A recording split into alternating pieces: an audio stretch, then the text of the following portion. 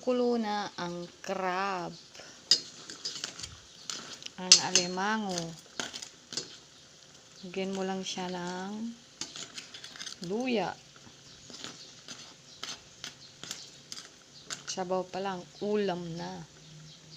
Tapos lagyan natin ng dahon ng ampalaya.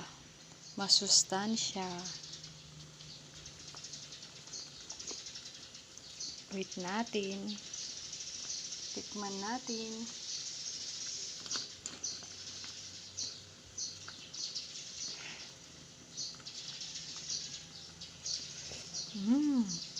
Sabaw pa lang, ulam na. Lagyan na natin ang ampalaya.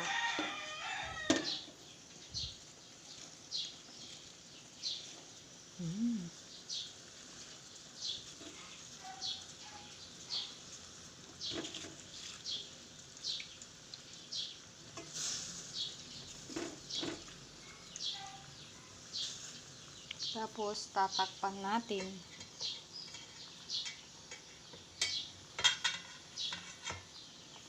Hanggat kumulo. Guys, wow, luto na. Yum yum.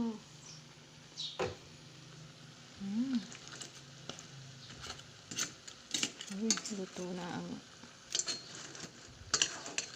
ampalaya. Tikman nga natin.